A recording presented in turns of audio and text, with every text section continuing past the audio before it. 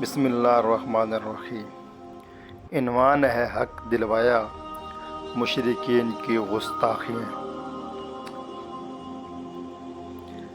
اب اس ہندوستانی نے ان سے پوچھا، تم کس کی عبادت کرتے ہو؟ انہوں نے جواب دیا، ہم اس اللہ کی عبادت کرتے ہیں جو سامنے نہیں ہے۔ اس پر اس ہندی عالم نے پوچھا، تمہیں اس کی خبر کس نے دی؟ امام رکن الدین بولے، حضرت محمد صلی اللہ علیہ وسلم نے۔ اس پر اس ہندی نے کہا، تمہارے پیغمبر نے روح کے بارے میں کیا کہا ہے؟ امام بولے، یہ روح میرے رب کے حکم سے قائم ہے۔ اس پر اس ہندی عالم نے کہا، تم سچ کہتے ہو۔ پھر وہ مسلمان ہو گیا۔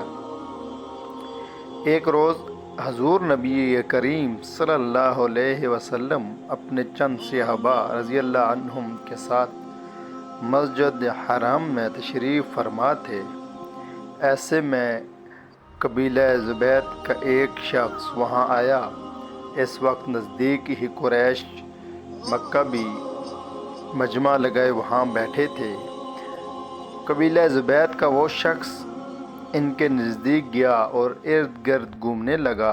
پھر اس نے کہا، ہے قریش، کوئی شخص کیسے تمہارے علاقے میں داخل ہو سکتا ہے اور کوئی تاجر کیسے تمہاری سرزمین پر آ سکتا ہے جبکہ تم پر آنے والے پر ظلم کرتے ہو؟ یہ کہتے ہوئے جب وہ اس جگہ پہنچا جہاں آپ صلی اللہ علیہ وسلم تشریف فرما تھے تو آپ نے ان سے فرمایا، تم پر کسی نے ظلم کیا؟ اس نے بتایا، میں اپنے اونٹوں میں سے 3 بہترین اونٹ بیچنے کے لیے لے کر آیا تھا، مگر ابو جہل نے یہاں ان تینوں اونٹوں کی اصل قیمت سے صرف 1/3 قیمت لگائی، اور اس نے جان بوجھ کر، کیونکہ وہ جانتا ہے وہ اپنی قوم کا سردار ہے، اس کی لگائی ہوئی قیمت سے زیادہ رقم کوئی نہیں لگائے گا۔ مطلب یہ کہ اب مجھے وہ اونٹ اس قدر کم قیمت پر فروخت کرنے پڑیں گے۔ یہ ظلم نہیں تو اور کیا ہے؟ میرا تجارت کا یہ سفر بیکار جائے گا۔ نبی کریم صلی اللہ علیہ وسلم نے اس کی پوری بات سن کر فرمایا، تمہاری اونٹ کہاں ہیں؟ اس نے بتایا، یہی خضروں کے مقام پر ہیں۔ آپ اس وقت اٹھے، اپنے صحابہ کو ساتھ لیا، اونٹوں کے پاس پہنچے۔ آپ نے دیکھا اونٹ واقعی بہت عمدہ تھے۔ آپ نے ان سے ان کا بھاؤ کیا اور آخر خوش دلی سے سودا طے ہو گیا۔ آپ نے وہ اونٹ اس سے خرید لیے۔ پھر آپ نے ان میں سے 2 زیادہ عمدہ فروخت کر دیے اور ان کی قیمت بیوہ عورتوں میں تقسیم فرما دی۔ وہیں بازار میں اور ابو جہل بیٹھا تھا۔ اس نے یہ سودا ہوتے دیکھا لیکن ایک لفظ بول نہ سکا۔ آپ اس کے پاس آئے اور فرمایا، خبردار عمرو، ابو جہل کا نام، اگر تم نے آئندہ حرکت کی تو بہت سختی سے پیش آؤں گا۔ یہ سنتے ہی وہ خوفزدہ انداز میں بولا، محمد، میں آئندہ ایسا نہیں کروں گا، میں آئندہ ایسا نہیں کروں گا۔ اس کے بعد حضور نبی کریم صلی اللہ علیہ وسلم وہاں سے لوٹ آئے اور ادھر راستے میں امیہ بن خلف ابو جہل سے ملا۔ اس کے ساتھ دوسرے ساتھی بھی تھے۔ ان لوگوں نے ابو جہل سے پوچھا، تم نے محمد کے ہاتھوں بہت رسوا ہو کر آ رہے ہو، ایسا معلوم ہوتا ہے کہ یا تو تم ان کی پیروی کرنا چاہتے ہو یا تم ان سے خوف زدہ ہو گئے ہو۔ اس پر ابو جہل نے کہا، میں ہرگز محمد کی پیروی نہیں کر سکتا۔ میری جو کمزوری تم نے دیکھی ہے اس کی وجہ یہ ہے کہ جب میں نے محمد صلی اللہ علیہ وسلم کو دیکھا تو ان کے دائیں بائیں بہت سارے آدمی نظر آئے۔ ان کے ہاتھوں میں نیزے اور بھالے تھے اور وہ ان کو میری طرف لہرا رہے تھے۔ اگر میں اس وقت ان کی بات نہ مانتا تو وہ سب لوگ مجھ پر ٹوٹ پڑتے۔ ابو جہل ایک یتیم کا سرپرست بنا، پھر اس کا سارا مال غصب کر کے اسے نکال باہر کیا وہ یتیم حضور نبی کریم صلی اللہ علیہ وسلم کے پاس ابو جہل کے خلاف فریاد لے کر آیا۔ حضور صلی اللہ علیہ وسلم اس یتیم کو لیے ابو جہل کے پاس پہنچے۔ آپ نے اس سے فرمایا، اس یتیم کا مال واپس کر دو۔ ابو جہل نے فوراً مال اس لڑکے کے حوالے کر دیا۔ مشرکین کو یہ بات معلوم ہوئی تو بہت حیران ہوئے۔ انہوں نے ابو جہل سے کہا، کیا بات ہے، تم اس قدر بزدل کب سے ہو گئے کہ فوراً ہی مال اس لڑکے کے حوالے کر دیا؟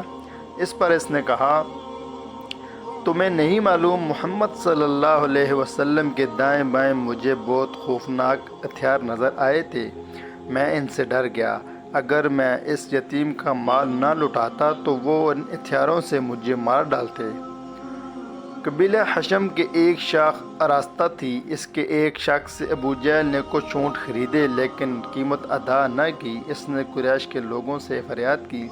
ان لوگوں نے حضور نبی کریم صلی اللہ علیہ وسلم کا مذاق اڑانے کا پروگرام بنا لیا۔ انہوں نے اسے اراسی سے کہا، تم محمد کے پاس جا کر فریاد کرو۔ ایسا انہوں نے اس لیے کہا تھا کہ ان کا خیال تھا کہ حضور نبی کریم صلی اللہ علیہ وسلم ابو جہل کا کچھ نہیں بگاڑ سکتے۔ اراشی حضور نبی کریم صلی اللہ علیہ وسلم کے پاس گیا۔ آپ نے فوراً اسے ساتھ لیا اور ابو جہل کے مکان پر پہنچ گئے۔ اس کے دروازے پر دستک دی۔ ابو جہل نے اندر سے پوچھا، کون ہے؟ آپ نے فرمایا، محمد۔ ابو جہل فوراً باہر نکل آیا۔ آپ کا نام سنتے ہی اس کا چہرہ زرد پڑ چکا تھا۔ آپ نے اس سے فرمایا، اس شخص کا حق فوراً ادا کر دو۔ اس نے کہا، بہت اچھا، ابھی لایا۔ اس نے اسی وقت اس کا حق ادا کر دیا۔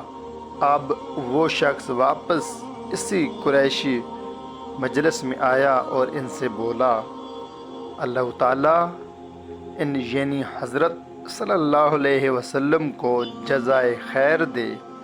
اللہ کی قسم، انہوں نے میرا حق مجھے دلوا دیا۔ مشرک لوگوں نے بھی اپنا ایک آدمی ان کے پیچھے بھیجا تھا اور اس سے کہا تھا کہ وہ دیکھتا رہے حضور اکرم صلی اللہ علیہ وسلم کیا کرتے ہیں۔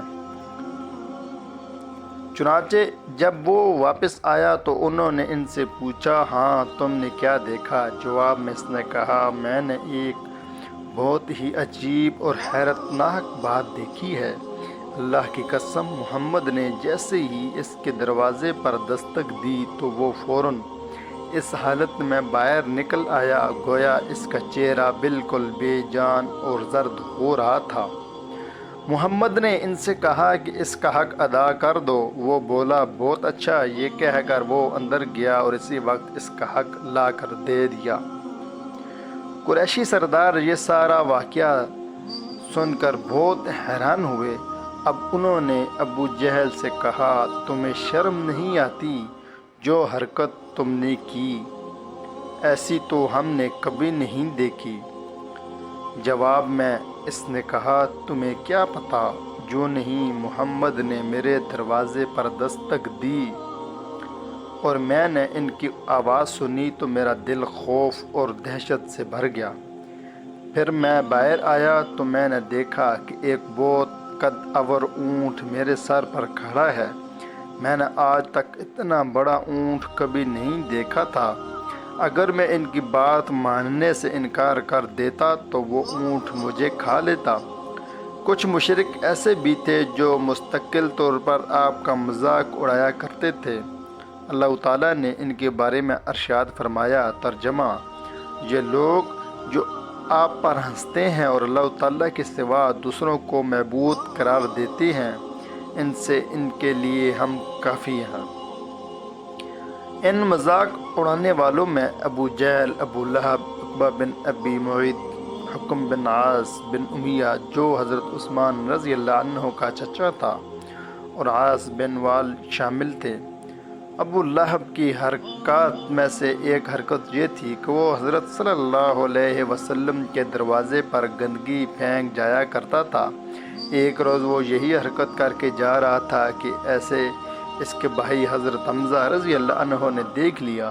حضرت حمزہ رضی اللہ عنہ وہ گندگی اٹھا کر فوراً ابو لہب کے سر پر ڈال دی۔ اسی طرح عقبہ بن ابی معیط نبی کریم صلی اللہ علیہ وسلم کے دروازے پر گندگی ڈال جایا کرتا تھا۔ عقبہ نے ایک روز آپ کے چہرے مبارک کی طرف تھوکا، وہ تھوک لوٹ کر اسی کے چہرے پر آ پڑا۔ جس حصے پر وہ تھوک گرا وہاں کوڑا جیسا نشان بن گیا۔ ایک مرتبہ عقبہ بن ابی معیط سفر سے واپس آیا تو اس نے ایک بڑی دعوت دی، تمام قریشی سرداروں کو کھانے پر بلایا۔ اس موقع پر آپ نے حضرت صلی اللہ علیہ وسلم کو بھی بلایا، مگر جب کھانا مہمانوں کے سامنے چنا گیا تو آپ صلی اللہ علیہ وسلم نے کھانے سے انکار کر دیا اور فرمایا، میں اس وقت تک تمہارا کھانا نہیں کھاؤں گا جب تک تم یہ نہ کہو اللہ تعالیٰ کے سوا کوئی عبادت کے لائق نہیں۔ چونکہ مہمان نوازی عرب کے لوگوں کی خاص علامت تھی اور وہ مہمان کو کسی قیمت پر ناراض نہیں ہونے دیتے تھے، اس لیے عقبہ نے کہہ دیا، میں گواہی دیتا ہوں کہ اللہ کے سوا کوئی معبود نہیں۔